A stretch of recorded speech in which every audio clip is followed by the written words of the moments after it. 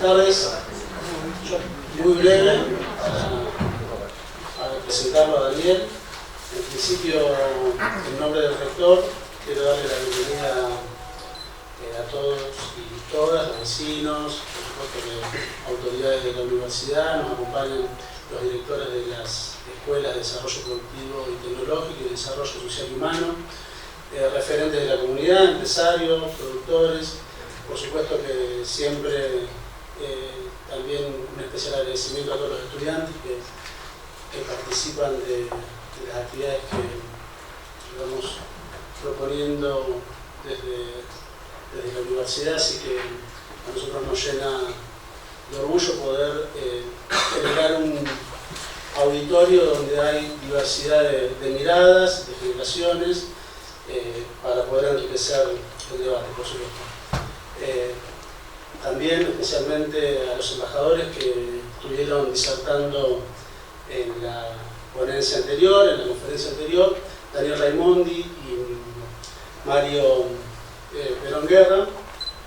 Así que y hoy estamos aquí para presentar el segundo panel de este ciclo de conferencias, que voy a leerlo, el título, que es Vínculos con las potencias, Estados Unidos, India y China, que está a cargo de Daniel Chuburu, que es embajador, cumplió funciones como embajador extraordinario y plenipotenciario en la República de India, y que hoy nos va a hablar de estos países, potencias, que en algunos casos nos pueden parecer más familiares por Hollywood o la televisión, y en otros casos nos parecen que son culturas bastante diferentes a lo que estamos acostumbrados. Así que con mucho interés vamos a escucharlo, y por supuesto recordarle a todos que este ciclo de conferencias va a finalizar la semana que viene, el jueves, con un tercer panel y finalmente un taller donde vamos a tratar de abordar distintas problemáticas que tienen que ver con el comercio exterior y donde trataremos también de proyectar acciones a futuro.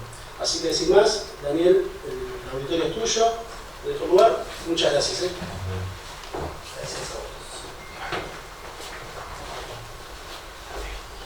Bueno, buenas tardes. Les agradezco mucho que con este día lluvioso y que invita tan poco a salir a la calle, hayan venido y que hayan tomado su tiempo para venir a estar acá con nosotros. En segundo lugar, quiero agradecer mucho a la universidad que con mis colegas lograron organizar este seminario, este conjunto de conferencias. Yo creo que es muy importante el relacionamiento que podamos tener nosotros como diplomáticos con las distintas comunidades. Porque después de todo nosotros tenemos una experiencia, somos todos funcionarios diplomáticos de más de 30 años de carrera, que creo que es hora de volcar todo esto que hemos ganado durante estos 30 años y poder intercambiar con ustedes opiniones sobre lo que es la interrelación entre lo que nosotros hacemos y lo que es aterrizarlo con lo que ustedes hacen, sobre todo con los estudiantes por un lado, que pueden interesarse en esta carrera, con los productores que pueden tener interés en colocar su producción en el exterior. Hay muchas formas de vínculos que creo que hace que este seminario y esta iniciativa sea realmente de alto interés para nosotros. A mí en este reparto que hemos hecho me tocó hablar de los vínculos con las potencias.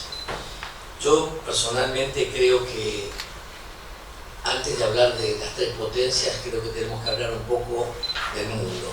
Si no logramos hablar del mundo y ubicar las tres potencias en el mundo, creo que vamos a tener dificultades para entender qué es lo que está pasando entre ellas, que creo que es lo que hace interesante esa interrelación y no cada uno por su cuenta, sino una visión un poco más holística de lo que está ocurriendo y su relacionamiento.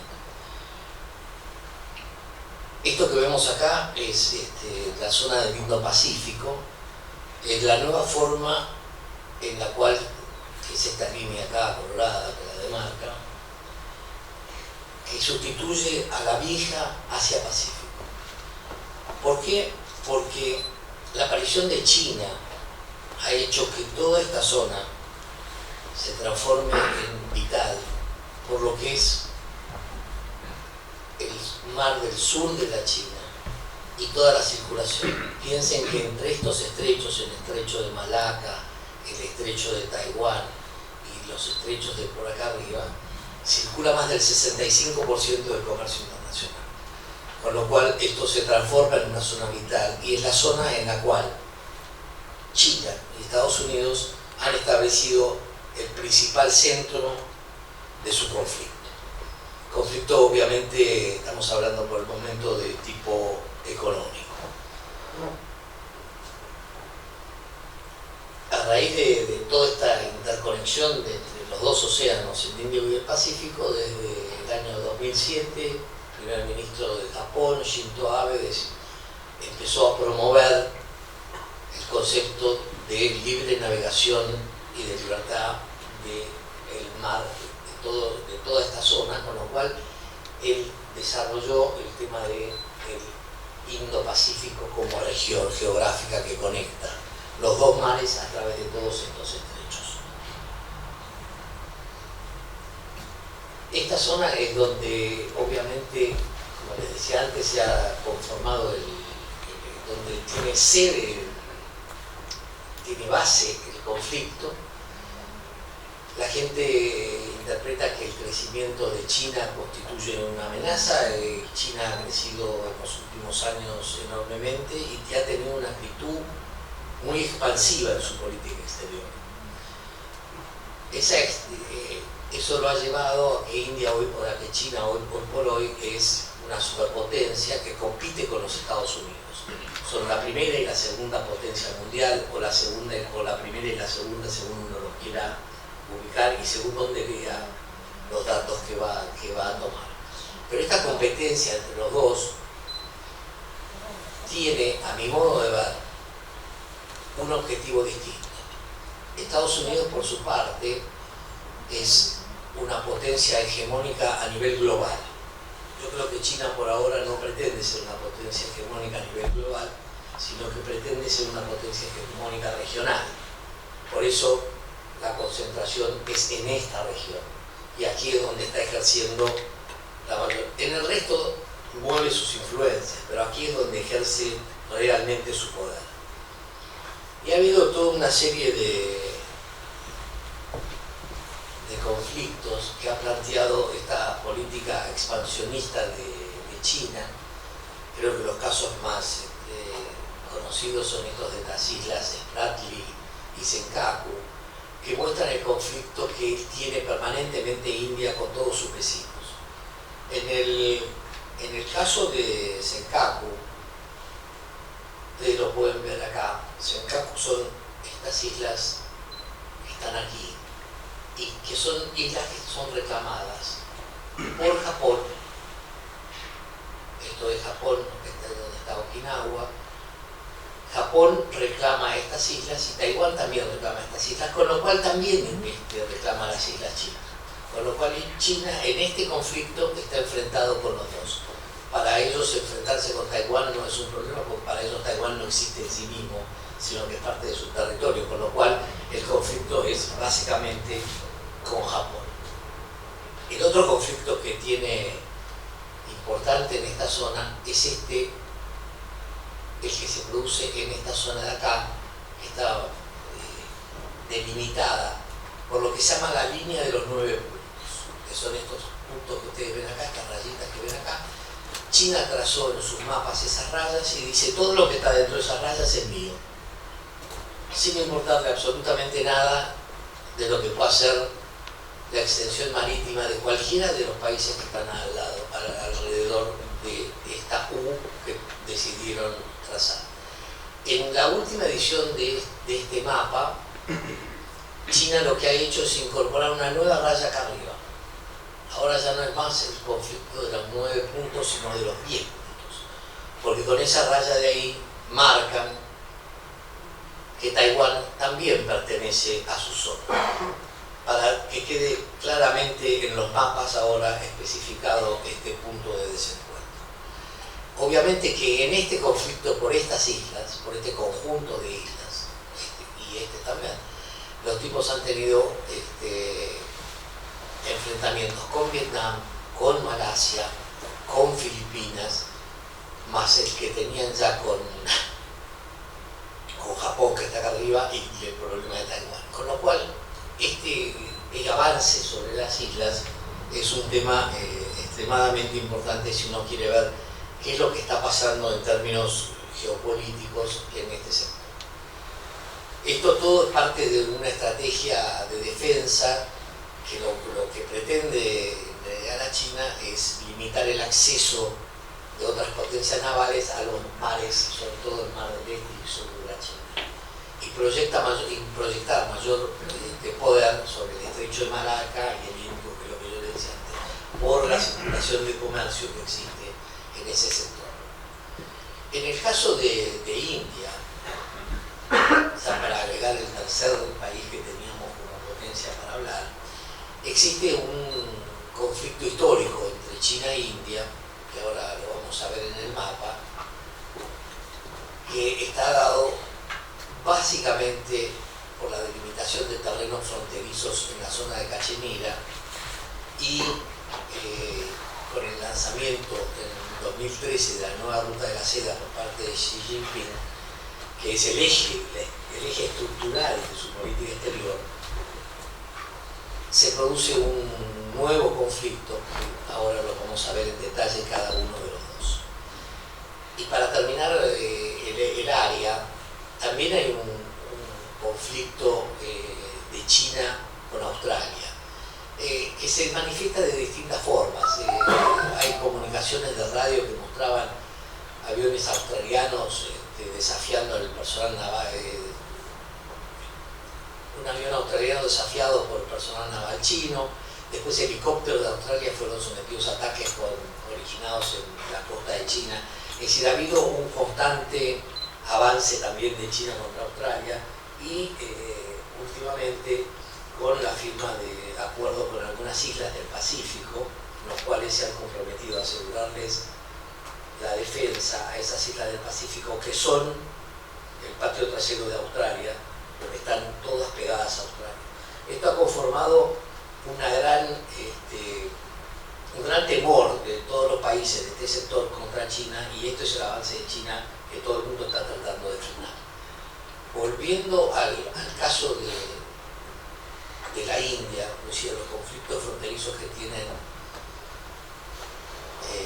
India, el principal se produce con China en esta zona, en Laksai Chin, y en este sector, que es un pequeño territorio que fue cedido por Pakistán a China en un acuerdo de límites que hicieron.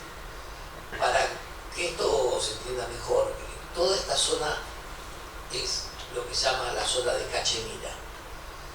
La zona de Kashmir tiene una enorme disputa entre India y Pakistán a raíz de la partición que se hizo en el año 47, que dio la independencia a la India. ¿Por qué? Porque el Imperio Británico, antes de salir, dividió la parte occidental, creó el Estado de Pakistán, y la parte oriental creó la India. También había dejado un pedazo dentro del oriente a favor de Pakistán, era Pakistán del Este, que después, a través de una guerra, se incorporó y se declaró país independiente con el nombre de Bangladesh. En esta zona de Cachemira, desde el principio hay un enorme conflicto entre Pakistán y la India, porque no lo reconocen. La partición que se hace en el 47 es por una cuestión religiosa, donde deciden poner en Pakistán a toda la población musulmana que estaba en esa zona y dejar en la India a la población hindú o de origen hindi. Una cuestión religiosa. En ese obviamente que la gente que estaba en toda esa zona de Kashmir, en Pakistán y en la India en esa época, no estaba donde estaba por una cuestión religiosa. no estaban agrupados por él, con lo cual hubo un intercambio enorme de gente que de la India quería llegar a Pakistán, que era el territorio que le correspondía por su religión, y lo mismo al revés, lo cual genera en los años 48 y 49 más de 2 millones de muertos a raíz de esta historia del intercambio de poblaciones. Bajaban, por una parte bajaban los musulmanes, por otras bajaban los hindis, por otras subían los musulmanes, y en esos colapsos mueren muchos millones de personas, y termina siendo hoy por hoy para los indios esta división con Pakistán un poco el concepto que nosotros tenemos de Malvinas, es decir, es un tema realmente extremadamente sensible. Cuando esto ocurre, cuando le dan la independencia a Kashmir, Kashmir era un estado que estaba gobernado por un príncipe hindi, no musulmán, con lo cual ellos eligen estar bajo la órbita de la India. Esto es lo que Pakistán tampoco perdona, porque dice, hay población musulmana, ¿por qué van a ser parte de la India y no parte de Pakistán? Ese conflicto se inicia en ese momento, hay varias guerras entre los dos, y terminan estableciendo una frontera, que es esta de acá, quedando lo amarillo para Pakistán, que lo ocupa directamente, y esta parte de acá para la India. Hay un desprendimiento de todo esto que es la zona de Ladakh, que está ahí en el medio. China, en una guerra con la India, ocupa toda esta parte del Aksai Chin, que era también originalmente parte de todo este sector de Kashmir, ocupa el territorio que es de la India, del glaciar de Siachen. Ahí fue la última gran batalla que tuvieron indios y pakistaníes, indios y chinos, en las cuales, como no hay armas, se dieron con palos hasta matarse más de 20 por cada uno de los lados. Esto fue hace 2 años, no es que fue histórico, pero como no puede haber armas de fuego, fue todo a palazos. Y lo que no pueden perdonar los indios es esta cesión que hizo Pakistán. Este es un conflicto de la India. Tienen otro conflicto territorial en el norte de la India, pero que no tiene la gravedad que tiene este para los indios. Como yo les mencionaba, el tema de la ruta de la seda, esto que ven acá en coloradito es uno de los ejes de la ruta de la seda.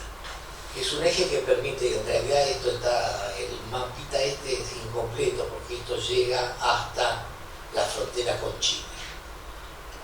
Con lo cual, los indios están en contra de la ruta de la seda porque este eje atraviesa territorio que es reclamado por ellos como territorio propio. Con lo cual, para ellos esto es una no aceptación de todo el concepto y un nuevo motivo de pelea con los chinos. ¿Por qué? Porque esto le da salida a la China. Por esta vía puede evitar, si lo vemos al mapa anterior, esto les permite a los chinos salir por acá y retomar estas rutas marítimas, y no tiene que atravesar toda esta zona de acá, que es donde ellos creen que está el mayor peligro en el futuro de tipo bélico para su comercio exterior. Entonces, no solamente este corredor facilita la vida, que viene así, de acá de la frontera china, por acá, no solamente facilita la vida a Pakistán y le promete a Pakistán 46.000 millones de dólares para la construcción de este corredor, con lo cual se estima que el crecimiento de Pakistán puede ser muy grande, sino que además le ocupa parte de su territorio. Esto configura un poco los conflictos de esta zona, que ha hecho que a nivel internacional se generaran dos alianzas de seguridad, que son las que se formaron como oposición a todo este movimiento, o lo que ellos perciben como una amenaza de la China. Por una parte, el Quad, que es un diálogo de seguridad conformado por Australia, Japón, India y los Estados Unidos, y por otro lado lo que se llama el AUKUS, que es una suerte de acuerdo entre Australia, Estados Unidos y Gran Bretaña, por el cual se comprometen el Reino Unido y Estados Unidos a proveer submarinos nucleares a Australia. Es decir, todo ese avance de la política marítima que estaba desarrollando la India, que Chile que está desarrollando, tiene como contraposición que la única oposición que tiene de alguna forma es la India, y Australia, que es el que está acá, no tenía cómo manejar la defensa de esta zona, con lo cual necesitaba de estos submarinos. Primero firmó un acuerdo de provisión de submarinos, compra submarinos en Francia.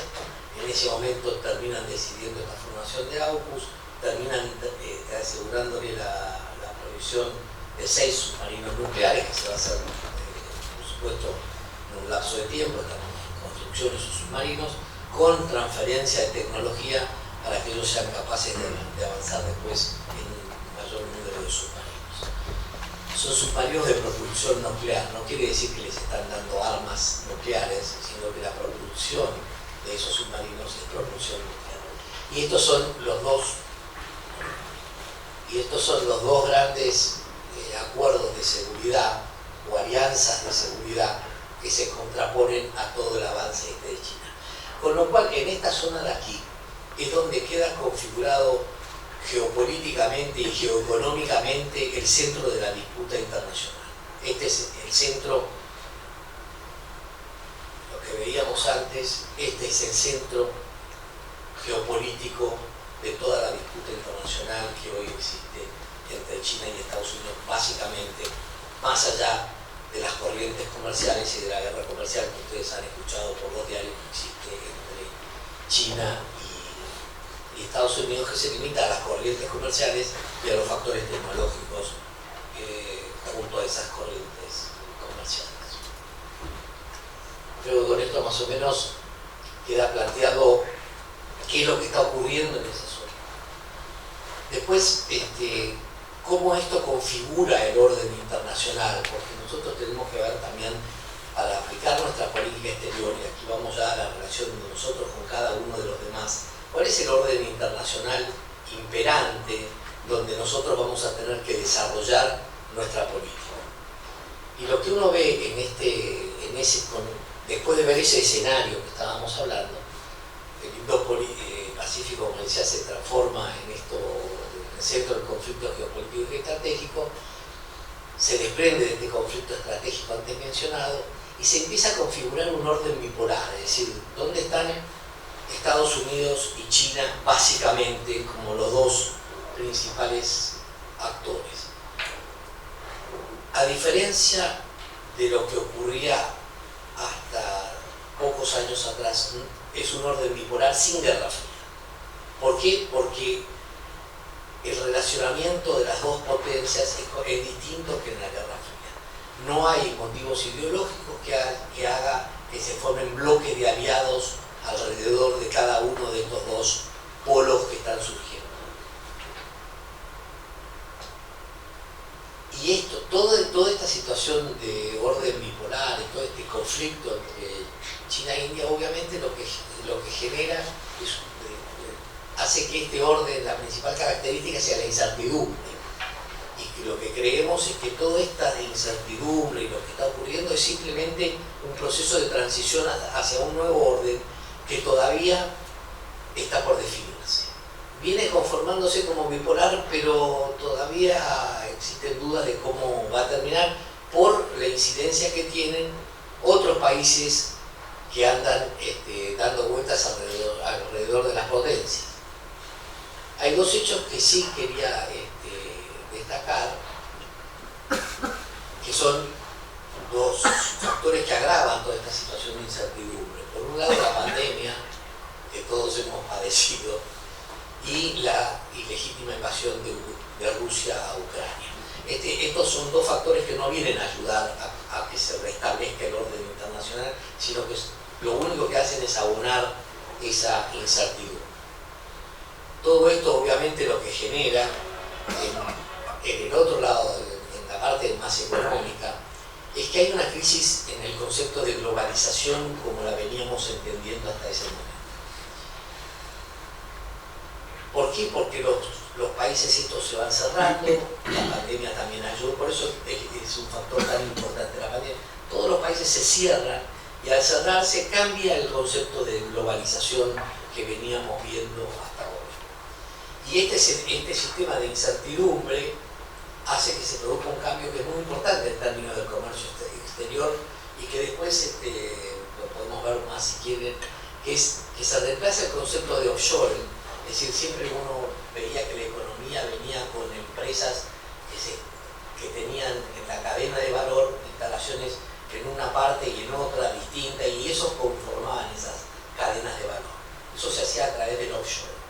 La incertidumbre, el incremento desmedido del precio del transporte marítimo y otros factores hacen que ese concepto que estaba atrás de la logística del comercio empiece a cambiar hacia dos factores, hacia otros dos sistemas, que son el friendshoring y el nearshoring.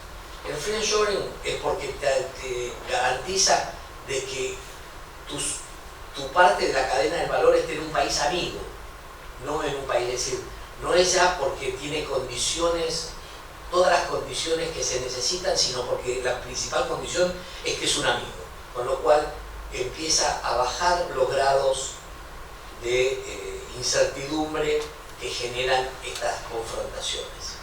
Y el otro es el de nearshoring, porque el nearshoring es un tema de cercanía. Entonces se cambia el concepto de utilizar el mejor lugar donde tener parte de la cadena por un lugar que sea amistoso o por un lugar que esté cerca. Y esta es una nueva oportunidad en esta reconfiguración de las cadenas de valor, donde la Argentina tiene un espacio también para empezar de vuelta a incorporarse a este proceso de globalización que existe en el día de hoy. Esto claramente fue algo utilizado por México, creo que ha sido el país que ha salido ganando más que todos en este proceso, y se llevó gran parte de las compañías que estaban en China y en otras zonas del sudeste asiático, se las llevó para México, y esto ha hecho crecer enormemente la economía de México. Y después lo vamos a ver, un hecho destacable es que desde mayo de este año México ha superado a China como primer socio comercial de Estados Unidos, a raíz de justamente todo este proceso que se da. Dicho todo esto, ya tenemos configurado el escenario, el orden donde está, y creo que lo importante ahora es destacar cuáles son las corrientes comerciales entre estos tres países, porque creo que eso es lo que marca la potencia de cada uno de ellos. Como ustedes podrán ver, entre China e India el comercio está en el orden de los 136.000 millones de dólares, en miles de millones. El comercio entre India y Estados Unidos alcanza los 128.5, y el número mágico viene acá, donde el comercio entre Estados Unidos y China son 690.000 millones de dólares, lo cual habla de la brutalidad de este comercio, o la dimensión de este comercio, y sobre todo los números estos muestran claramente que el comercio de Estados Unidos con China es deficitario, dado que China le exporta 536.000 millones e importa 153.000 millones. Estamos hablando de casi 380.000 millones de déficit por año en mercancías. Después si uno coloca el tema servicios, el tema cambia un poco, pero de todas formas en el tema mercancías, esto marca enormemente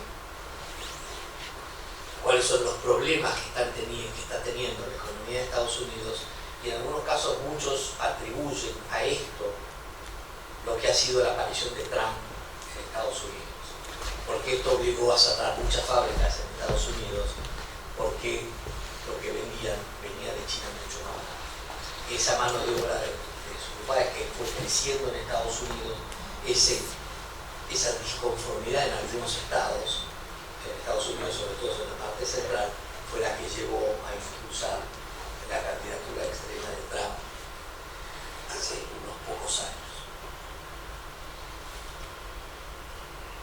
En cuanto a acá, simplemente como a título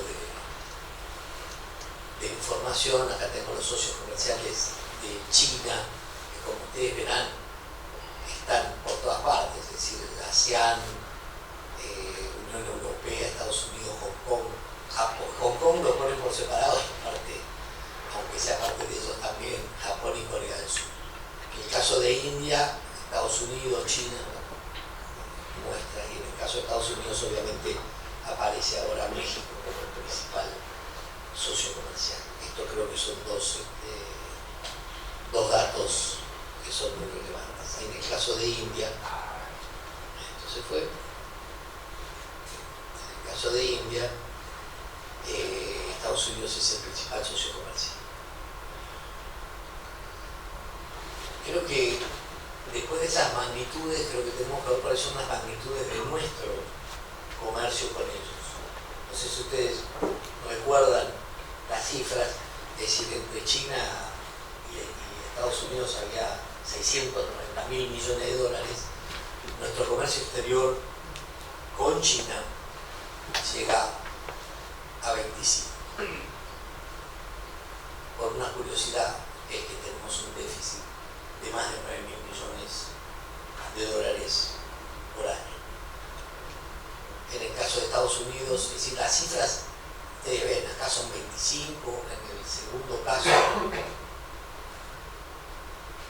son 17, y en el caso de India y Argentina estamos hablando de 6,5 millones de dólares. 6,5 mil millones de dólares. La única diferencia en esto es que con India nosotros tenemos un superávit de 2.700 millones de dólares. Acá es donde está la gran diferencia entre estos tres mercados para la República Argentina. No es lo mismo comerciar con India, en la cual perdemos 9.000 millones de dólares por año, que con India, que ganamos 2.7 mil millones por año. Entonces, a la hora de uno tener que establecer algunas medidas de política por uno y otro, creo que ahí es donde hay una enorme diferencia en cómo tiene que aproximarse uno a ese mercado para poder establecer cuáles son las líneas de política exterior que uno debe tener. En cuanto al comercio mundial, en el año 2022 el comercio mundial alcanzó los 32 billones de dólares. Un número como para tenerlo en mente si es que le cabe el número en la cabeza. Estos números es que son de tal magnitud que no empieza a no caber. China se ha convertido en el mayor exportador del mundo, 19% de su PBI, y se ha convertido en el segundo mayor importador del mundo. Este no solamente es el mayor exportador del mundo, sino que creo que lo interesante en términos de la conceptualización que uno tiene de China es que más allá de su sistema político, ideológico, que uno autoritario, no es una democracia, lo que sí tiene es un gran nivel de apertura en lo que hace a su comercio exterior. O sea que el 37% de su producción es lo que va al comercio exterior. Esto da una pauta de apertura, nosotros debemos estar en el 9, algo así, sustancialmente distinto. Esto marca un poco lo que es la importancia que China tiene hoy por hoy en el comercio internacional. Antes les hacía mención al tema de los dos factores de la pandemia y la guerra, pero creo que hay un tema que lo que más se destaca si uno ve el mundo de hoy, lo que está ocurriendo el día de hoy, es que hay en este 2023 un claro declive de la tasa de crecimiento de China por diversos factores. Esto está marcando, es decir, creo que estas son las tendencias que uno tiene que ir mirando.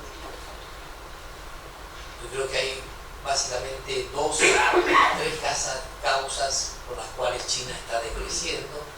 Una es por la crisis que se produce en el sector inmobiliario. China ha construido enormes ciudades que están vacías, no consigue todavía esos movimientos migratorios, si bien ha dado ya vivienda a muchas corrientes migratorias, todavía no logra llenar esas ciudades nuevas que han desarrollado en el medio de la nada, donde uno va y ve miles de edificios que están ahí y que todavía están vacíos y son ciudades fantasmas. Esto ha generado, en términos económicos, una crisis, de lo que se llama una crisis del sector del real estate, del sector inmobiliario. Otro tema muy importante en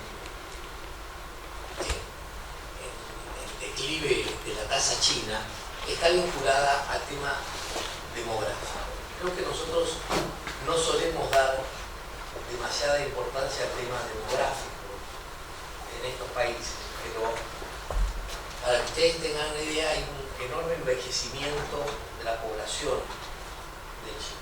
Su promedio de edad ha crecido enormemente, con lo cual hay mucha gente que se está yendo del sistema y no tienen quien los vaya reemplazando desde la parte de abajo de la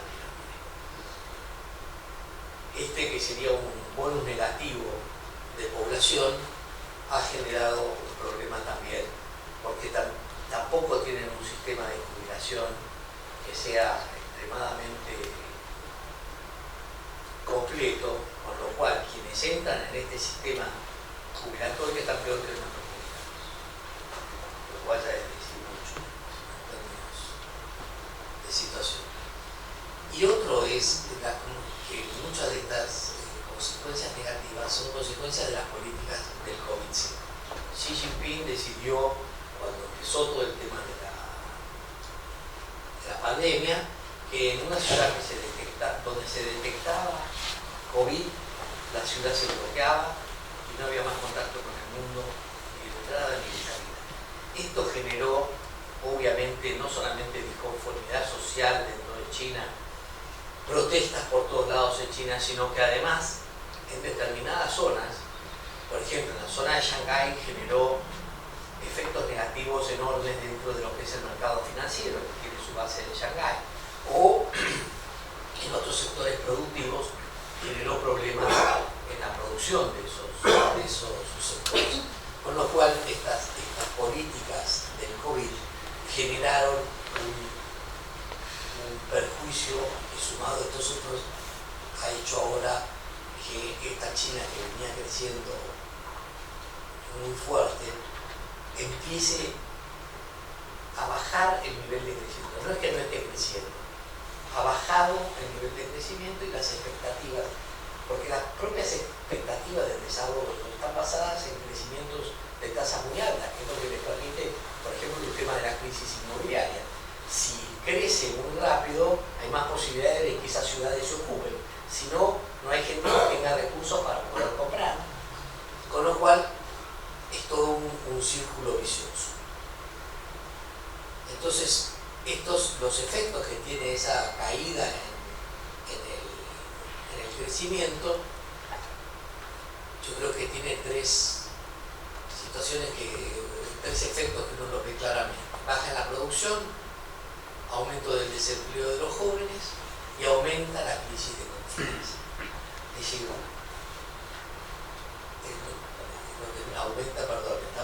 es la crisis de desconfianza. Es decir, hay una profunda crisis de desconfianza y esto lo único que hace es acrecentar esa crisis. La gente tiene menos confianza en el sistema, con lo cual todo se va cayendo. Y los otros dos datos, que son los que yo les mencionaba antes, uno es que a partir de mediados del 23 Estados Unidos desplaza a China como el principal socio comercial de la India, y al mismo tiempo México desplazó a China como el principal socio comercial de Estados Unidos.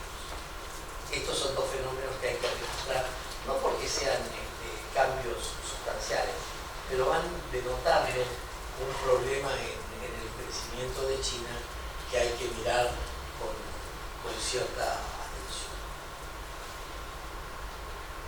En lo que hace a la política exterior de la Argentina con estos dos países, creo que se desprenden, básicamente por eso quise explicar un poco, tomarme más tiempo explicando todo este sistema y cómo están jugando esos entre ellos, para ver cómo tenemos nosotros que intervenir.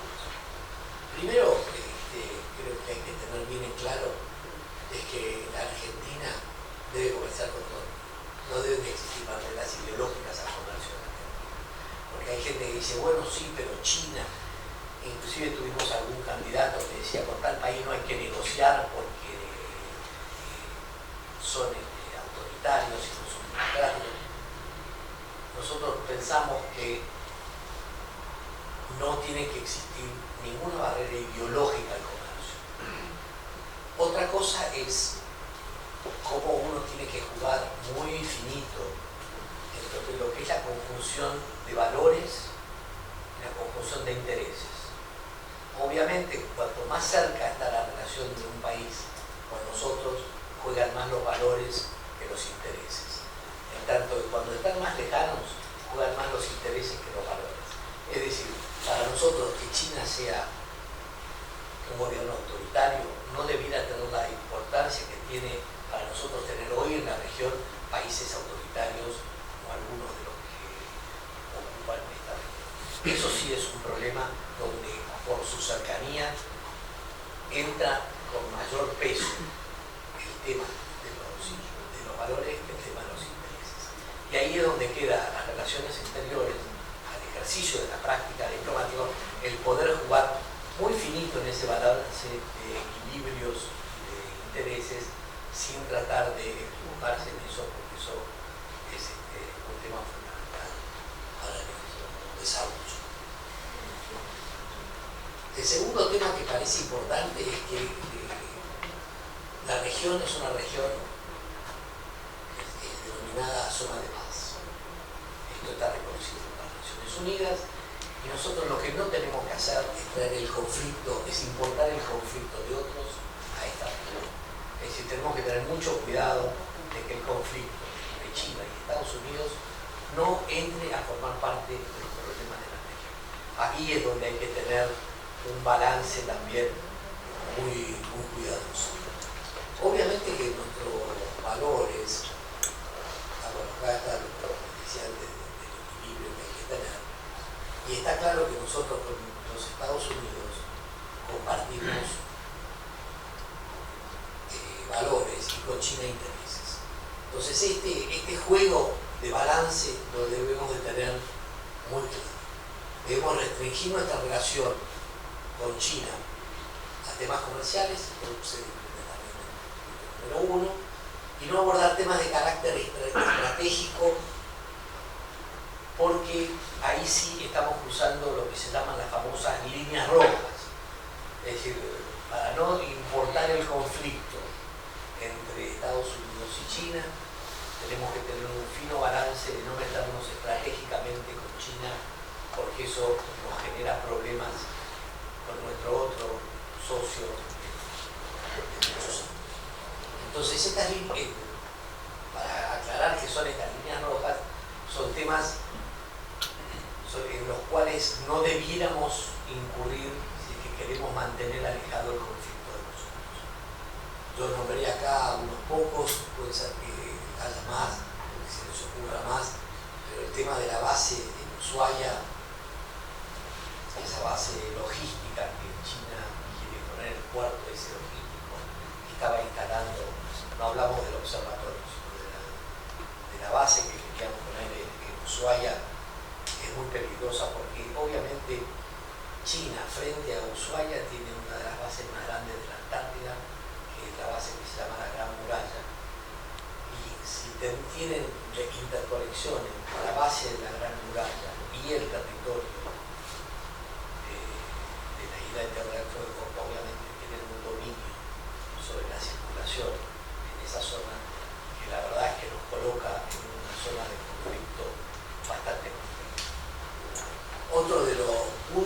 es el punto de los aviones. Puse aviones para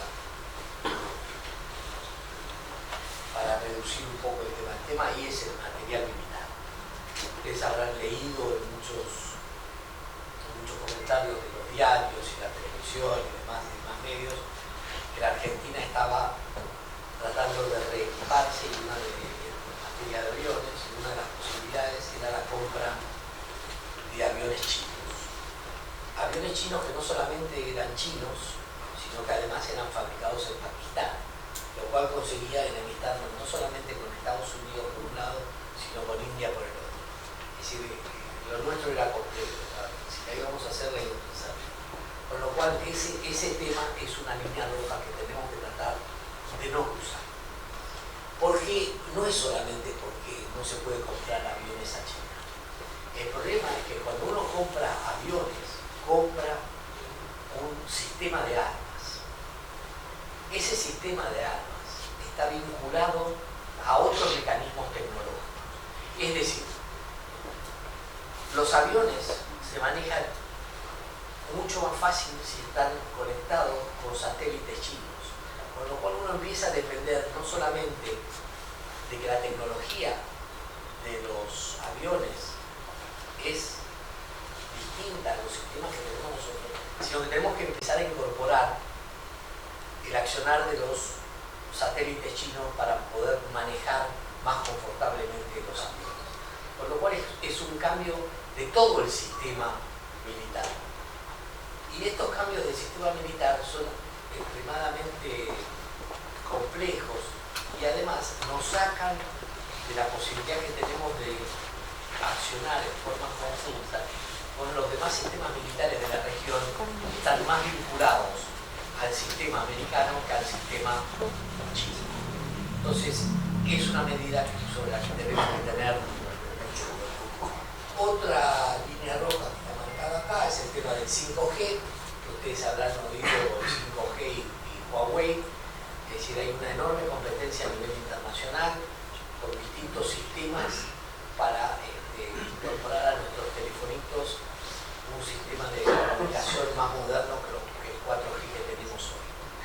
Y dentro de esa competencia tecnológica está el 5G que desarrolla Huawei en China y otros mecanismos que han desarrollado otras empresas en otras partes, inclusive algunos desarrollos nacionales que hay con el 5G. Entregar todo el sistema de comunicaciones a un sistema también ajeno a lo que estamos haciendo hasta ahora es algo que también es una línea que tenemos que tener cuidado. Otro tema para no aburrirnos demasiado es el tema de la hidrovía. Ustedes habrán estado leyendo el tema de conflicto de la hidrovía ahora con Paraguay. El tema es que nosotros con la hidrovía tenemos un fuerte problema porque la concesión del dragado de la hidrovía ha vencido, se han estado haciendo en los últimos años parches de un lado y del otro en los contratos para seguir manteniendo la hidrovía de dragado y de balizamiento. Estamos en un punto en el cual en algún momento tenemos que armonizar todo el sistema de balizamiento y de dragado, y creo que estamos cerca de ese punto, y de hacerlo lo tenemos que hacer en el largo plazo, para un contrato a largo plazo. Ese contrato a largo plazo, algunos están preparando pliegos por varios lados, y el gran temor es que los chinos, que ya tienen la terminal en el puerto de Buenos Aires, que es la terminal número 5, que están en cierta forma metidos en algunos otros puertos, sean los que finalmente manejen el dragado de toda la hidrovía. La hidrovía, ustedes piensen que es la vía de salida de todo el comercio, del 85% del comercio exterior argentino. Más allá de casi el 100% del comercio paraguayo, más allá de la salida del mineral de hierro de Bolivia, más allá del mineral de hierro de Brasil. Es decir, estamos regalando toda la vía de salida de toda esta región a que la administración del dragado y del balizamiento quede en manos chinas. Este es otro tema sobre el que personalmente yo creo tenemos que tener mucho cuidado. Esto no es una cuestión de entregarle el monopolio a uno y al otro, hay que tener mucho cuidado de cómo se va a hacer el balance en esa zona. No estamos hablando de hacerlo empresas, es decir, esto no es una competencia, una empresa de Estados Unidos y una competencia china. Las empresas más competentes en este rubro en el mundo son básicamente holandesas y belgas, que son las que lo han hecho hasta ahora en toda la economía. No es cuestión de innovar mucho, es cuestión de simplemente tratar de garantizar que tengamos una salida segura a toda nuestra producción y no tengamos que arrepentirnos de concesiones que después resulten en cosas muy difíciles. Obviamente que un tema que tenemos que procurar es el reducir el déficit de la balanza comercial, que hoy antes decía que eran 9.000 millones, estamos casi llegando a 10.000 millones hoy. Bueno, hay que comerciar también, y eso está vinculado otra vez al dinero único, pero no simplemente para aumentar el comercio. Nosotros tenemos que poner nuestro objetivo comercial de forma tal de tratar de reducir ese déficit que tenemos. La Argentina no puede aguantar que en los últimos 10 años hayamos tenido más de 80.000 millones de dólares de déficit con China. Entonces creo que esto es un tema que hay que permanentemente estar trabajando sobre el mismo para que tratemos de que algo disminuya esas pérdidas. A lo mejor es diversificando. Estos ya son estudios que hay que hacer sobre qué hacer para contrarrestar este déficit, pero este déficit es un tema que debe preocuparnos mucho. Bien, yendo al comercio India-Argentina, yo, si me permiten, voy a demorarme un poquito más en India que nosotros dos, por una cuestión lógica. Vengo de estar destinado ahí, con lo cual me es mucho más fácil hablar de India que de nosotros dos. Y acá creo que este gráfico demuestra claramente la importancia que la India tiene para nosotros. En el año 2022 el comercio total ha sido 1.850 millones, que son nuestras importaciones, más 4.550 que son nuestras exportaciones, es decir, son 6.400 millones de dólares, que para nosotros es muy importante porque es nuestro cuarto socio comercial. Pero no solamente es nuestro cuarto socio comercial, sino que este superávit de 2.693 millones, es decir, 2.700 millones, es el segundo superávit comercial de la Argentina atrás de Chile. Chile es el primer superávit para nosotros, India es el segundo. Con lo cual, tenemos la importancia que tiene este comercio para nosotros. En lo que hace a las exportaciones argentinas, son 4.550 millones, de los cuales 3.000 millones, un poquito más de 3.000 millones, es decir, el 80% prácticamente del comercio está vinculado a las 6 pesos. Un solo producto lleva el 80% de todo el comercio. Le digo esta cifra porque después, a la hora de ver las medidas, lo que hay que ver es que hay que diversificar esto, porque no podemos estar embarcados en un comercio que tiene el 80% de dependencia de un solo producto. El segundo producto de importancia es el aceite de girasol, que tiene otro 15% más o menos, y el resto son otros productos que van completando, porque hay huevos, porque hay algunos productos químicos. Ahora no vamos a dar más detalles, pero para que ustedes vieran. Y lo que es importante es cómo esto ha ido creciendo desde la época del 18, cómo esto fue creciendo el volumen de las exportaciones. En lo que hace importaciones, llegan a los 1850, como decíamos, y lo que sí es importante acá es ver que la concentración es completamente distinta. Es decir, ellos, si bien tienen un comercio menor, tienen un comercio de mejor calidad que el nuestro. El nuestro es mayor, pero de peor calidad por la concentración de nosotros. Y acá tenemos bienes intermedios que ahora los vamos a ver, pero hay combustibles, bienes de consumo y vehículos que recibimos. Acá traté de poner los principales para que se dieran cuenta de lo que estaba mencionando antes. Grasas y aceites, esto es básicamente el aceite de soja y girasol, llega a 85-82%. Estos son datos del año 21, del año 22 esto llegó a 85%.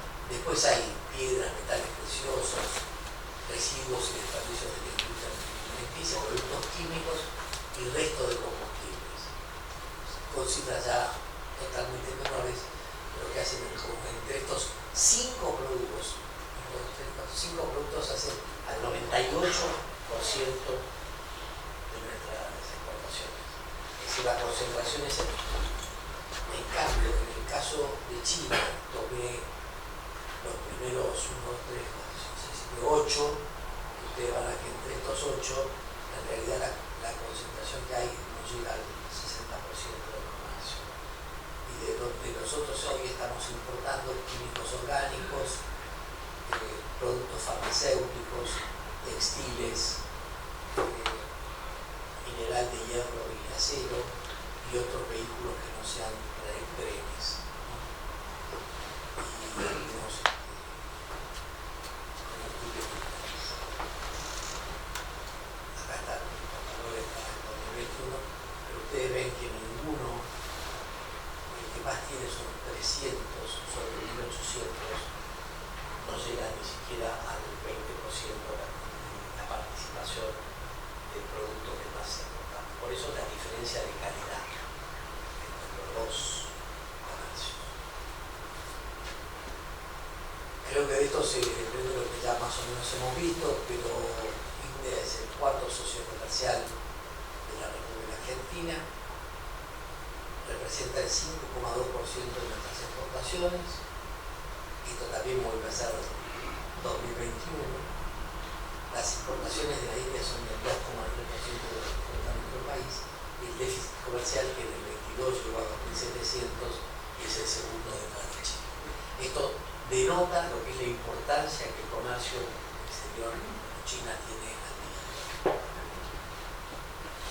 Para ustedes creo que la utilidad puede estar más vinculada a este slide, donde la Consejería Agrícola de la Embajada en Delhi ha tratado de identificar cuáles son posibilidades, oportunidades que tenemos nosotros con el comercio. Y básicamente las ha concentrado en oportunidades, como ustedes ven, del sector agrícola. Legumbres, aceites, que ya lo tenemos, pero legumbres, aceites, productos avícolas, frutas y vinos también. Algunos de estos no son de esta región, pero algunos también pueden ser de importancia para ustedes y pueden ver que ahí existe una oportunidad concreta en productos que pueden ser del área. Imagino que en el área avícola es uno de ellos, el área de legumbres puede ser otro, y los tradicionales aceites, etc. Y una oportunidad que ha desarrollado la Consejería, que me parece muy interesante como oportunidad para nosotros y que creo que nos cuesta verla sin que alguien nos ayude a recapacitar en ella, es el tema de los productos halal. Ustedes calculen que el mercado halal de la India es un mercado de más de 200 millones de habitantes, ¿no? Y que pronto va a superar los 236% de la población del país. 14% de la población total de la India, 11% de la población mundial es musulmana. El mercado no se ha explorado a profundidad respecto a las oportunidades que ofrece. Los indios musulmanes, y este es un tema de detalle que no es menor, los indios musulmanes no confían en que todos los productos vegetales envasados que se producen en el país sean halal debido a la falta de especificaciones sobre su procesamiento y el temor de que se hayan mezclado con otros elementos. Es decir, ellos temen a sus propios productos halal, con lo cual ahí hay una oportunidad enorme de generar oportunidades para entrar con esta clase de productos. No es algo que nosotros estemos pensando, pero si alguien está pensando en la posibilidad de abrir una pyme con vistas a exportar este tipo de productos, acá hay un mercado extremadamente interesante para quien quiera estar pensando en esto. Los principales productos halal que han sido identificados son los cereales, leche y productos lácteos, verduras, alimentos procesados, sal, especies, en fin, hay un poco de todo lo que decir. Y como dato curioso, el tema de la cosmética halal, que acá habla de las mujeres musulmanas en la India. La mujer musulmana se pinta muy bien, en general la mujer india usa mucho cosmético, se pinta mucho y demás.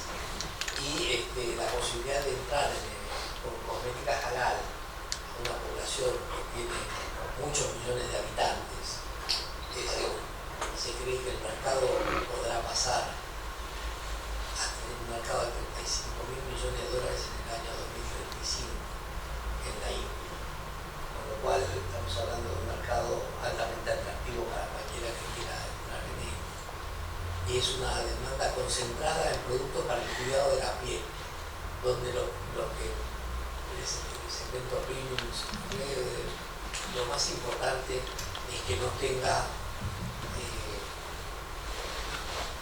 que tener elaborados libres de alcohol y de residuos de grasas animales, particularmente del cerdo. Entonces, este es todo un capítulo, el tema de lo halal, que brinda una oportunidad muy interesante si uno está pensando en ese mercado. En lo que hace a las medidas de política exterior, lo mismo que habíamos visto antes para China y Estados Unidos, hay que pensar en la importancia que tiene este sector, que tiene más de 1.400, en este país, que tiene más de 1.400 millones de habitantes. La importancia que tiene el comercio bilateral, y esto implica la necesidad de profundizar la relación. En la época en que a mí me tocó estar, definitivamente, hay muy pocas visitas de autoridades de la Argentina. Y esto sí es una forma que necesitamos ampliar para poder profundizar. Lo puse acá abajo, ha sido un año excepcional, porque siendo la reunión del G20 en la India, ha viajado todo el mundo de la Argentina, han ido ministros, secretarios, pero desgraciadamente se termina el G20 y ya no hay más visitas. Entonces creo que esto es lo que nosotros, para profundizar esa relación, debemos de, uno de los temas que debemos de profundizar. Tenemos que ampliar nuestro comercio, dado el número que exportamos es bastante bajo, y diversificar las ventas, que es lo que yo decía antes de la concentración que teníamos en pocos productos. La contracara de esto es que nosotros estamos importando bastante poco y debiéramos ser un poquito más selectivos en nuestras compras en la India y tratar de ir hacia sectores que sean estratégicos para la India. Por ejemplo, el sector de medicamentos. La India es considerada la farmacia del mundo, es un país que abastece el 60% de las necesidades globales de productos farmacéuticos, es el principal proveedor de los Estados Unidos, por ejemplo, y nosotros compramos 4 aspirinas. Creo que acá es donde es un tema que podemos realmente mirar dónde estamos comprando y tratar de diversificar parte de esas compras para llevarlas acá para poder compensar un poco esa balanza y animar a los indios. Para los indios comprarles medicamentos es algo fundamental, porque ellos creen que son los únicos que hacen medicamentos.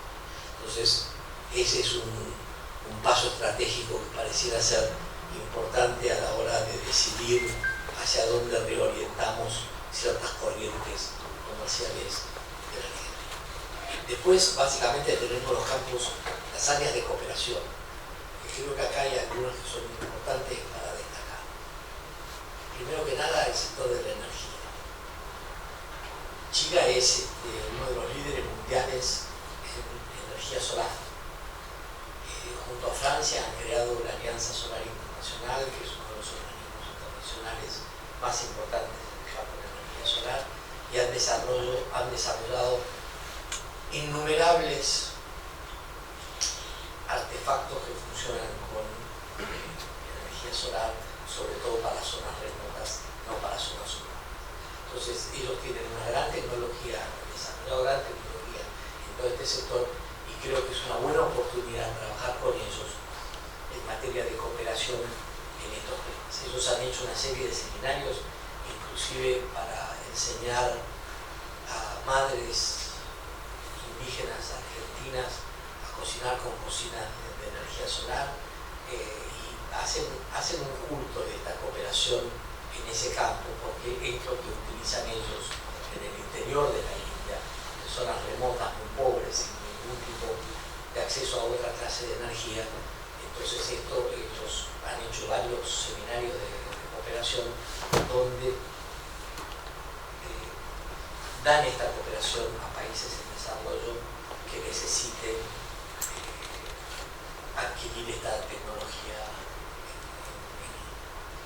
dentro de la energía. Obviamente está la energía nuclear. Nosotros hemos desarrollado en la India una planta en la zona de Mumbai para el enriquecimiento del movileno, donde se enriquecen barras que son para uso de medicina nuclear. Esto es una planta muy importante que la hizo INVAP. La hemos terminado, se ha entregado, y creo que esto es la base para poder, a partir de ahí, trabajar más en forma conjunta con los sectores de desarrollo de la energía nuclear de la India. Entre otras cosas, India tiene varias centrales CANDU, como las que tenemos nosotros acá en Atucha, y nosotros hemos encontrado la forma de incrementar el ciclo de vida después del mantenimiento de esas plantas. Es una buena idea, me parece, poder trabajar en forma conjunta con ellos para poder hacer transferencias de tecnología en este sector. Lo mismo si alguna vez pudiéramos pasar a la producción masiva de lo que se llaman las usinas CAREM, esas que son de tamaño las plantas medianas de producción de energía nuclear. Yo creo que por la geografía y la distribución de la población de la India sería muy importante trabajar con ellos. A lo mejor para poder terminarlo nosotros una vez sería bueno tener los indios que queremos nosotros y poder con ellos hablar conjuntamente si ellos tienen interés para su instalación. Otro tema que es importante es el área espacial, no especial sino espacial. Donde los indios, ustedes habrán leído, llegaron hace muy poco a la Luna, lograron alunizar una nave, o sea, tienen un desarrollo espacial realmente importante, con lo cual hay posibilidades de trabajar en esa área para el desarrollo de pequeñas necesidades de los indios en Argentina. Algunos tipos de cristales, algunos tipos de piezas se pueden trabajar en forma conjunta. La Argentina tiene en esa materia, en la parte de desarrollo de satélites, una tecnología bastante avanzada también por parte del INVAP, con lo cual toda esta tecnología aeroespacial es un campo en el cual podemos trabajar perfectamente con India y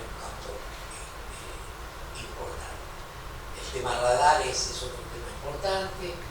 Piensen que en la India solamente por la cantidad de radares que necesitan para los aeropuertos que tienen, ya es un número que supera lo que nosotros podemos fabricar, pero sería bueno poder entrar en minería. Se firmó el año pasado, a principios de año, el primer acuerdo de minería, que es muy importante para los indios en términos de sus necesidades, sobre todo de litio, cobre, plata. Entonces ahí son 4 campos en la minería en donde podemos trabajar, sobre todo el litio, porque los indios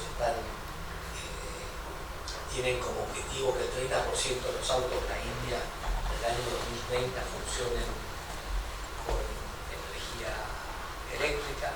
Para eso hace falta las baterías de litio, y la verdad es que si no nos apuramos a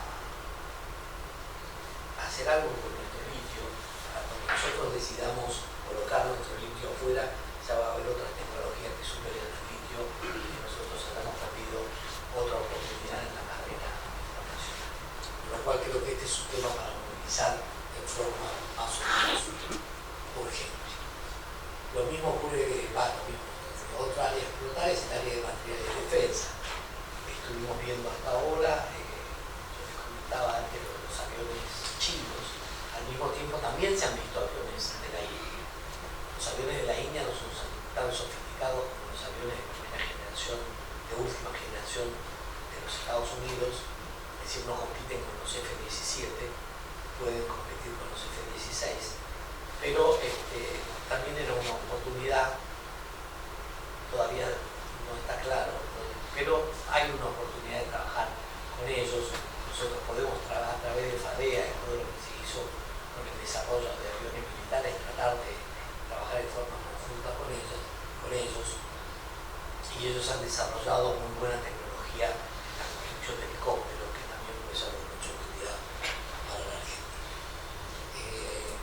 Otro tema que para mí es extremadamente importante es el tema de la relación con Bollywood. Bollywood es la versión india de Hollywood, lo han llamado así, Bollywood en vez de Hollywood. Entonces, imagínense que una película más o menos buena de Bollywood la ven entre 400 y 500 millones de personas. Es decir, hay un canal de difusión a través de esas películas que es enorme. Entonces la posibilidad de vincular el tema de la industria cinematográfica, una de las industrias cinematográficas per se, porque la Argentina tiene muy buena industria cinematográfica. Entonces, cine por cine, en términos de calidad de cine, eso es un tema de cooperación. Y el otro es el tema de la promoción del turismo. Si uno logra que 400 millones de personas vean a la Argentina en una película, está promocionando en un número al cual no se puede llegar de ninguna otra forma que uno se pueda imaginar en ese lapso de tiempo. Entonces ahí hay todo un tema para trabajar que es muy importante.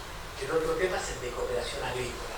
Nosotros propusimos y lo podemos trabajar, una moción de la visita del presidente viendo la creación de un centro bilateral de cooperación agrícola entre los dos países para montar una planta piloto en la India, donde ellos pongan el territorio, nosotros pongamos la tecnología para poder avanzar allá con nuestra tecnología, por ejemplo, de la siembra directa, de mostrar no solamente los avances en cuanto a lo que hacemos en materia agrícola, sino en producción de bienes para la agricultura también. Entonces esta era una forma de montar un showroom para las capacidades argentinas en cuanto a tecnología y desarrollo del sector agrícola. Y los trabajos técnicos conjuntos, porque ellos padecen por ahí los mismos problemas que nosotros. Hace poco llamaron a la embajada y tenemos problemas con la langosta. Bueno, acá SENASA también tenían una serie de estudios y logramos que este año se concretara por primera vez una reunión conjunta de técnicos de los dos lados para hablar de cómo avanzar sobre el tratamiento de la plaga de la biomasa. Así que hay temas que si uno va buscando puede trabajar con ellos. Otro que se me ocurre que es importante es el tema de las reuniones periódicas de los SENASAs. ¿Por qué? Porque los SENASAs tienen mucha intervención en todo lo que es el comercio agrícola de un lado al otro. Entonces, tratar de armonizar los trabajos de los dos, tratar de ayudar, porque cada vez que uno va y le dice, por favor, necesito firmar el protocolo de acceso de la naranja a verde, y nos dicen, pero vos me tenés parado el protocolo del poroto naranja. Bueno, entonces, todo eso creo que hay que fomentarlo a través de estos mecanismos de cooperación entre los SENASAs, que pueda agilizar estas aperturas y pueda facilitar nuestro comercio. Y lo último que tenía aquí es este tema de las visitas, que no dejemos que el 2024 no haya nadie después de haber tenido tantas visitas en el 2023 por el G20. Muchas gracias.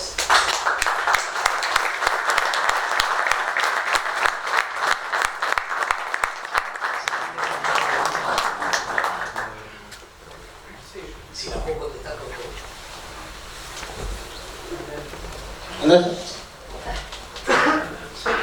Muchas gracias, Daniel, la verdad que muy interesante este panel que se suma al ya muy interesante panel que tuvimos la semana pasada.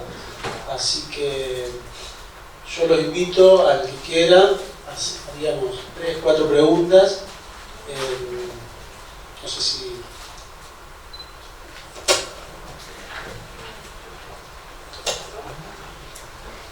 Quizás es una pregunta de ignorante, pero ¿por qué no sería atravesar una línea roja el comprar, por ejemplo, aviación militar a la India y sí a China, como usted decía? Porque el sistema de defensa de la India es mucho más vinculado al sistema occidental que al sistema de China. De todas maneras, el sistema militar de la India es un sistema militar ambiguo, montado en 2 patas distintas. Por una parte, hay mucho desarrollo cercano al sector occidental, por eso mencionaba lo de las alianzas de defensa, que me parece, las alianzas de seguridad, que me parece que eso muestra un acercamiento en materia de seguridad contra el otro pilar, que es que el 60% del material bélico de la India es de origen ruso. Y de ahí surge lo que en Occidente llaman la ambigüedad estratégica de India, porque convive entre esos dos. Lo que pasa es que hoy por hoy el conflicto no es entre Rusia y Estados Unidos, es entre China y Estados Unidos, con lo cual no es exactamente la misma dirección uno que el otro. Y la India, la verdad es que depende de Rusia, en el sentido de hay algunos hechos que vale la pena mencionar para ver por qué están alineados donde están. Cuando India avanzó sobre la bomba atómica, le pidió a Estados Unidos ayuda para terminar de desarrollarlo. No ocurrió. Finalmente, el último desarrollo de la bomba dicen que vino de Rusia. Y de ahí hay una alianza, hay una amistad de muchos años. El otro tema es que la India no tiene petróleo. ¿Sí? Por eso es que tienen además tanto trabajo hecho en el tema de energía solar y energía eólica y demás, porque carecen totalmente de fuentes de energía de petróleo, con lo cual la mayoría del petróleo que viene de las fuentes que tienen por ahí, y la fuente principal más cercana es Rusia. El otro tema es que el conflicto histórico de la India ha sido con China. Y China ha sido el oponente histórico de Rusia, salvo ahora que están en esta rara alianza que hay que ver cuánto dura. Siempre se han, con lo cual esto es supongo por qué India estaba lejos, pero sus pasos, por eso quería hacer mención al tema ese de la Quad, de lo que están haciendo, va avanzando hacia un acercamiento más a los Estados Unidos. También es cierto que Estados Unidos en su momento fue aliado, fue el que le proveyó todos los recursos a Pakistán. Es decir, hay toda una cuestión de conflictos entre ellos que van justificando cómo se están moviendo cada uno. Pero al día de hoy esa ambigüedad no es porque estén más, por supuesto con China no están, y con Rusia tienen una dependencia, no una dependencia, un relacionamiento histórico. No sé si eso aclara. Vamos acá. Buenas noches, mi nombre es Matías, soy estudiante de la Tecnicatura en Administración y Gestión. Yo tengo una pregunta por cada país, primero con India. Siendo el país más poblado del mundo, ¿cómo analizás vos la situación demográfica que tiene? En el sentido de que tiene una parte muy rica, una población muy rica, y otra parte de la población extremadamente pobre. Ese desbalance que hay entre la población, ¿qué produce en el país? ¿Qué imagen da el país? También respecto a China, si vos ves la posibilidad en el mediano plazo de que estalle un conflicto armado, y cómo afecta esto al mercado de los microchips, que prácticamente lo controla Taiwán. Y por último, respecto a Estados Unidos, sobre la imagen del presidente, sobre los supuestos problemas de salud mental que tiene, si esto afecta a la imagen global del país. A ver, con el tema de la India, si vos haces un análisis demográfico de la India tiene hoy un promedio de edad de 27 años. Es decir, que esa demografía, o la estructura demográfica que tiene, es la que le permite tener lo que se llama el bonus demográfico. Es decir, hoy por hoy hay muchísima más población que trabaja que la que no trabaja. Entonces es mucho más fácil a la población que trabaja mantener a la población que no trabaja. En cuanto al tema de las diferencias, sí, obviamente hay creo que lo llaman el índice de Gini, no es perfecto, sino que el nivel de distribución es bastante complejo, con mucha pobreza. Lo que sí es cierto es que al día de hoy India tiene 600 millones de habitantes en la clase media, con lo cual lo que te está marcando es que todos estos años de crecimiento ha llevado a que toda esta gente que estaba en esa extrema pobreza haya accedido a un nivel medio de vida. No sé si eso va más o menos por ahí. Pero esto sí lo tenés que ver en términos de que esa población que antes no tenía ni una comida por día ha pasado a tener, la primera comida, de una comida ha pasado a 2 comidas, y ahora de 2 comidas lo que está pasando es a un incremento del nivel proteico que tiene que tener cada comida. Esto hace que sean todas las oportunidades que Argentina tiene en términos de colocación de proteínas en ese mercado.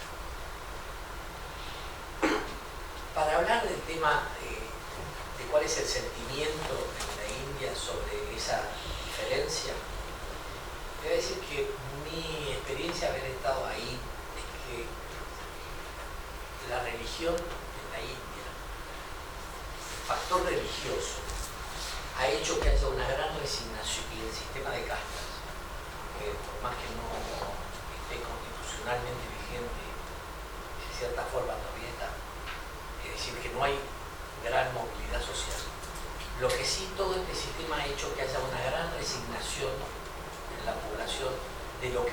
hacerlo. Si uno anda por acá, por la Argentina y particularmente por Buenos Aires, el kiosquero quiere ser carnicero, el carnicero quiere ser carpintero, el carpintero quiere ser ingeniero. No hay nadie que esté conforme con lo que le ha tocado a ti también. En la India la impresión que te da, y por eso es que vos ves muchas más caras de felicidad de la gente. Vos decís, ¿de qué se ríe? Tipo, no, está muerto de hambre, ¿de qué se ríe? Hay una resignación de lo que te ha tocado. Yo creo que esto es básicamente vinculado al tema de la religión y a la rémora de las castas y la falta de movilidad social. Con relación a China, mi pregunta era lo de la guerra. Obviamente que el conflicto que hoy uno, si miras el mapa, que es el conflicto que más claramente se presenta como posible es el conflicto alrededor de Taiwán, que es justamente donde está el tema de la producción de los microchips, y de ahí es donde está la importancia de este cambio en la logística, yo decía, del offshoring al nearshoring y al friendshoring. Entonces, cuando vos ves esa situación, es una situación altamente compleja. Pero es altamente compleja por varias cosas. ¿Por qué? Porque Taiwán, si vos mirás el mapa, no lo tenemos más, pero si vos mirás el mapa, ves que Taiwán es el que está cortándole todo lo que es el primer cordón, lo que se llama el primer cordón de islas, es lo que le corta la proyección de China al océano Pacífico. Con lo cual, para China es muy importante manejar ese primer cordón de islas, donde está Taiwán. Para ellos es parte de su territorio, es decir, es un territorio que compone su territorio y es parte de la República Popular China. Obviamente que el desarrollo que ha tenido Taiwán, su democracia, su participación en el mundo occidental y demás, lo ha llevado a que eso es una defensa en sí misma de la isla contra las posibilidades. ¿Están garantizadas esas defensas? Por eso yo te digo, si mañana cae un petardo, yo no sé quién sale corriendo primero, pero es difícil que eso genere una guerra a nivel mundial. ¿Por qué? Porque todos saben que una guerra a nivel mundial a esta altura termina todo. Entonces, la verdad que vale la pena, y yo creo que hasta ahora se ha demostrado que no. Entonces, ¿hay posibilidad de conflicto? Sí hay. La tensión sube y baja. ¿Sí? Si ustedes recuerdan cuando fue Nancy Pelosi de visita, los ejercicios fueron terribles. Es decir, todos los días cruzaba por el cielo de Taiwán cohetes que salían de China, de todo. Y cada tanto lo hacen. Y los chinos exprofeso violan el espacio territorial de Taiwán de forma permanente, a diario. Pero es parte de un ejercicio al cual pareciera ser que todos se están acostumbrando. ¿Hay posibilidad de guerra? Yo creo que es difícil. Se tensiona, y esa tensión en algunos momentos genera, obviamente, incertidumbre alrededor de la isla, genera incertidumbre en otros sectores. Entonces es una situación incómoda para todo el mundo, es una situación tensa, violenta que se está produciendo. Pero llegar a la guerra, yo tengo que decir. En cuanto a Estados Unidos, yo creo que estuviste un poquito duro en la definición de problemas mentales de... Sí, se habló últimamente sobre eso. Parece que tiene algún conflicto que otro en la cabeza, pero se olvida de las cosas. Yo creo que gran ventaja que tiene Estados Unidos es que es un país que está tan desarrollado que la economía se mueve por otro lado. Entonces la economía se maneja en forma automática, no depende tanto de las medidas que se toman a nivel de la Casa Blanca. Entonces, este señor por ahí se manda algunas historias un poquito raras, se olvida, se confunde y demás, pero creo que eso no hace al desarrollo diario o afecta a la vida diaria de los ciudadanos americanos. No sé si me contesto. Ya contestó mi pregunta cuando dijo, voy a citar lo mejor que pueda, todo el mundo sabe que una guerra total es imposible. Es decir, no podemos volver a Nagasaki y Hiroshima, 1945, Truman tomó la decisión. Yo creo que podríamos volver a Hiroshima, a Nagasaki, solo que las bombas hoy son 100.000 veces más potentes que en aquella época. Es decir, hoy no es un problema de tirar una bomba y que esa zona esté afectada. Hoy por hoy un conflicto nuclear lo lleva a la desaparición del planeta. Con lo cual las circunstancias son completamente distintas. Lo que nos debiera llevar es a un régimen de desarme, no a un régimen de profundizar el régimen. De manera que todo se reduce hoy a estrategia, y no lo digo sin reconocer que, y no el total de esto, a estrategia en relación a la oferta y la demanda de distintas sustancias, productos en el mundo. Sí, por eso fue tal vez que yo dije en un momento que la principal base del conflicto entre Estados Unidos y China es un conflicto comercial. Hoy, y desde hace unos cuantos años, la característica principal en cuanto al enfrentamiento bélico es la guerra de proxies. Es decir, uno toma un tercer territorio y se pelea en ese tercer territorio sin pelearse en forma directa. Llámese lo que ha ocurrido en las últimas guerras modernas, o lo que está ocurriendo al día de hoy en Ucrania. Entonces, se llega al conflicto. El conflicto se produce, pero se produce en tercera fase, no enfrenta. Y la de hoy ni siquiera es entre China y Estados Unidos, pero quiero decir, pero ese tipo de guerra sí de hacerlo en un tercer estado. Fueron los Balcanes en su momento. Podemos hablar de otros lugares donde tal vez Vietnam fue eso en su momento también. Hay otros lugares donde los principales actores, y esto fue una de las características del periodo de la Guerra Fría, entre el fin de la Segunda Guerra Mundial y los años 90, donde está la hegemonía unipolar de Estados Unidos, toda esa época se caracterizó justamente por estas guerras proxies, sin el desarrollo de los armamentos que hay hoy, ¿no?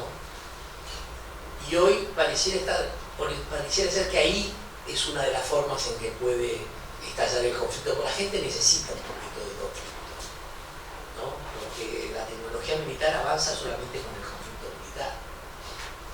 Entonces, todos están probando sus juguetes nuevos en Ucrania. Claro que padecen los ucranianos, ¿no? Pero Muchas gracias. no. Hola, ¿qué tal? Buenas noches. Mi consulta va más repasando la presentación de la semana pasada, donde se habló sobre la posibilidad de acuerdos o convenios con la Unión Europea sobre el tema de servicios. ¿Qué oportunidad tenemos en la Argentina de servicio hacia estos tres países, principalmente India?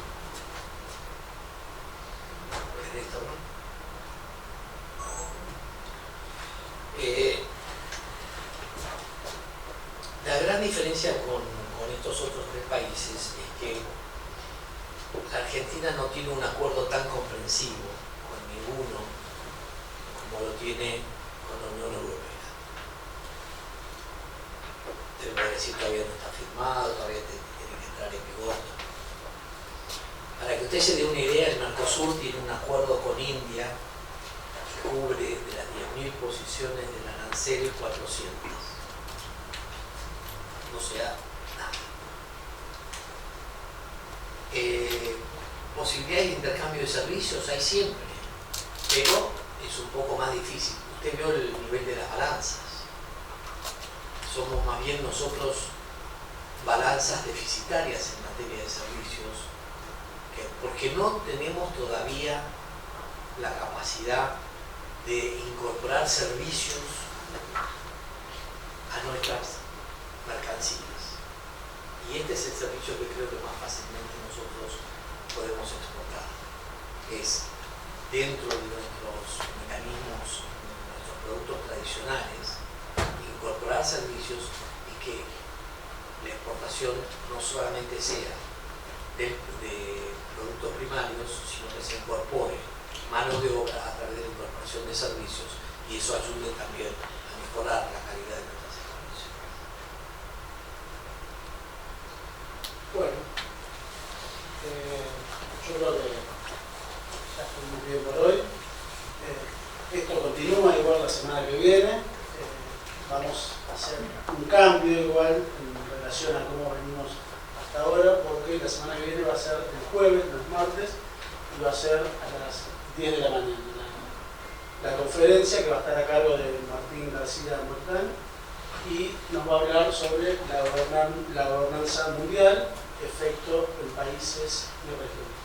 Así que, por supuesto, agradecerle a Daniel Chuburu, la verdad que siempre este tipo de conferencias deja la vara muy alta, se nota por el interés del auditorio y, por supuesto, agradecerle a todos por haber participado. Un día de lluvia, difícil de acercarse hasta la universidad, así que, bueno, espero que nos veamos la semana que viene, el jueves, y bueno, muchas gracias. No, gracias a usted.